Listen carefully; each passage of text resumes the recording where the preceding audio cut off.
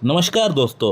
यदि आप सेक्स के दौरान इजैकुलेट नहीं कर पाते हैं, यानी कहने का मतलब डिलेड इजैकुलेशन का यदि अगर आपको प्रॉब्लम है, यानी सेक्स के दौरान आपको इजैकुलेट करने में, आपको डिस्चार्ज होने में बहुत टाइम लग जाता है, 1 घंटा 1.5 घंटा या कई बार हो भी नहीं पाते इजैकुलेट, आप थक जाते हैं, छोड़ देते हैं, तो इस केस में ये वीडियो आपको बिल्कुल देखना चाहिए। किस तरह का प्रॉब्लम होम्योपैथी में सॉल्व हो सकता है या नहीं, मैं एक पेशेंट का फीडबैक के ज़रिए, एक केस के ज़रिए मैं आप लोगों को समझाने का प्रयास करूंगा।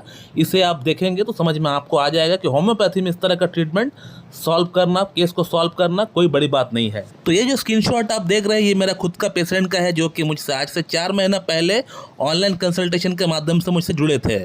इनका बेसिकली 2 ही समस्या है।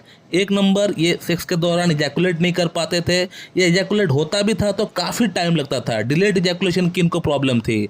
दूसरा इनका जो प्रॉब्लम था वो ये था कि सीमेंट अगर निकलता भी है तो उस समय एक जो संतुष्टि वाला फीलिंग आना चाहिए, एक जो प्लेजर मिलना चाहिए, वो प्लेजर इनको नहीं मिल पाता है। ये जो ऑर्गेज़म हम लोग बोलते हैं, ये ऑर्गेज़म इनको नहीं मिल पाता है। इनका ये 2 ही प्रॉब्लम थे।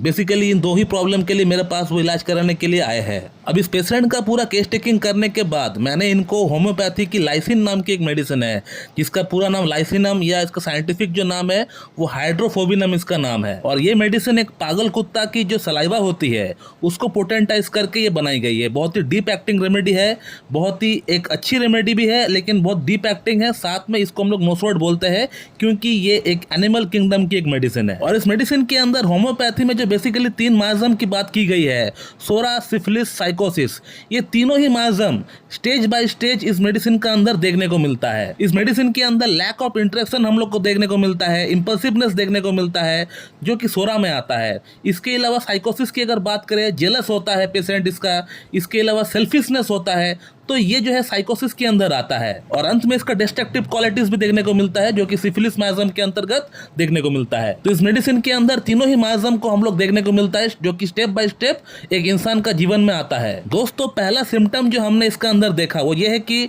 इस पेशेंट का अंदर जितने भी नेचुरल रिसोर्सेस है उससे इनकी परेशानी बढ़ जाती है। इनको बाहर निकलना, इनको घूमना फिरना, गाना सब कुछ पसंद तो है, लेकिन इसका बॉडी परमिट नहीं कर पाता है। इनका मन उस चीज को अलाउ नहीं करता है कि आप इन चीजों को भोग करें। पानी की आवाज से इनको मन में एक अजीब सा फीलिंग होता है। ये समुद्र में जाते नहीं है, सही से नहाते भी नहीं है ये पेशेंट। एक तरह से हम लोगों को होम सिकनेस देखने को मिलता है इस मेडिसिन का अंदर। और इसका सेकंड सिम्टम जो हमने कलेक्ट किया वो ये है कि इनका मन का अंदर सेल्फिशनेस बहुत ज्यादा है, जेलस बहुत ज्यादा है। अपने फ्रेंड्स को जब देखते हैं कि वो अपना लाइफ में कितना अच्छा कर रहा है, उसका वाइफ कितना अच्छा दिखता है, उस कितनी अच्छी तरह से वो अपना लाइफ को जी रहा है, तो उसे देखने से इसको परेशानी होता है। वो अपने आप को फील करता है कि मेरा फ्रेंड इतना अच्छा तरह से अपना जीवन को जी रहा है, मैं क्यों नहीं कर पा रहा हूँ।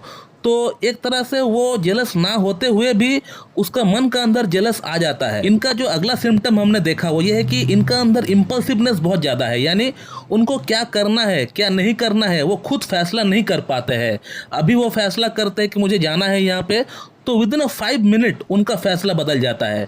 तो इस तरह का इम्पल्सिवनेस उनका मन का अंदर डेवलप हो चुका है। दोस्तों, इनका अगला सिम्टम जो हमने देखा वो ये है कि इनका अंदर सेक्सुअल डिजायर काफ़ी ज़्यादा बढ़ चुका है, बिल्कुल लैसिवियसनेस के साथ। यानी इनका जो सोच है हमेशा सेक्स के प्रति ही डूबा हुआ रहता है, हमेशा सुबह से लेकर रात तक सेक्स में ही डूबे हुए रहते हैं। जहाँ भी जाता है, जो भी देखता है, उनका मन का अंदर से वही सब बातें चलता रहता है। तो सेक्सुअल अर्ज इतना ज़्यादा होता है, लेकिन अर्ज इतना ज़्यादा होने के बावजूद भी इनको जो एक सेटिस्फैक्शन है, जो प्लेजर है जिसकी हमने बात की थी, वो इनको मिल नहीं पाता है, जिसके कारण से इनका प्रॉब्लम, इनका इम्पल्सिवनेस बहुत ज़्यादा बढ़ जाता है, बिल्कुल पागलों की तरह हो जाता है ये। और होना भी चाहिए, क्योंकि ईश्वर का दिया हुआ जो सबसे चरम सुख है वो इसको भोग नहीं पा रहा है। इसका अंदर इरेक्शन है, अर्ज है, सब कुछ है, लेकिन उसके बावजूद भी ये इजैकुलेट नहीं कर पा रहा है। इजैकुलेट अगर नहीं हो पाएगा तो अंदर से जो प्लेजर है, जो संतुष्टि है, वो इसको नहीं मिल पाएगा। और प्लेजर, संतुष्टि अगर नहीं मिल पा रहा है तो सेक्स करने का कोई मतलब ही नहीं बनता है। तो मेरे ख्याल से, मेरा बात से आप इस पेशेंट का मेंटल कंडीशन आप समझ पा रहे होंगे।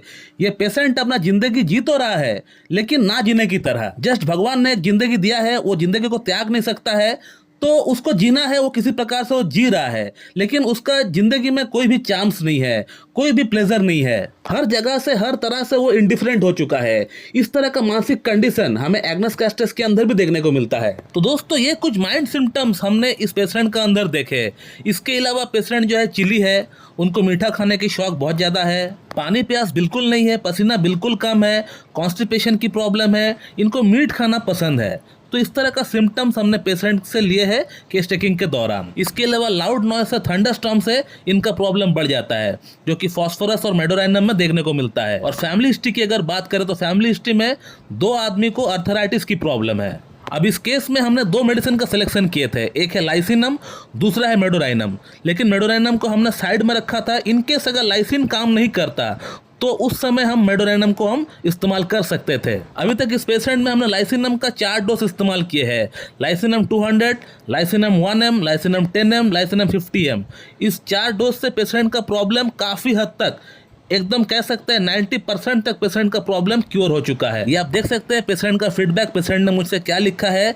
पेशेंट का प्रॉब्लम काफ़ी हद तक सॉल्व हो चुका है, पेशेंट का टाइमिंग घट के 10 मिनट 15 मिनट्स तक आ चुका है। इसके अलावा जो उनको ऑर्गेजम नहीं होता था, अब ये ऑर्गेजम भी होना स्टार्ट हो गया है। थोड़ी बहुत इनको डिप्रेशन की प्रॉब्लम अभी भी है, पूरी तरह नहीं गई है। इसके लिए अब हम इनको मेडोराइनम देंगे, मेडिसिन हम लाइसिनम को चेंज करके मेडोराइनम देंगे।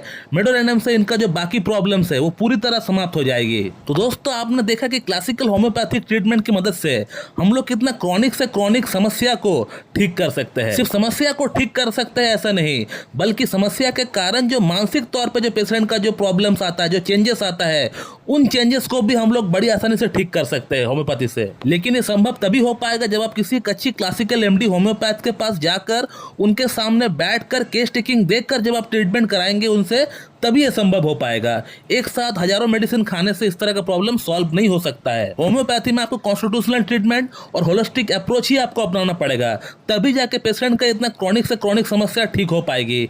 इस तरह हजारों मेडिसिन एक साथ खाने से कभी भी प्रॉब्लम सॉल्व नहीं हो सकता है, ये मेरा दावा है। उल्टा प्रॉब्लम बढ़ सकता है लेकिन प्रॉब्लम सॉल्व नहीं हो सकता है। तो दोस्तों मैं इस वीडियो को यहीं पे एंड करता हूँ। So thank you very much and have a good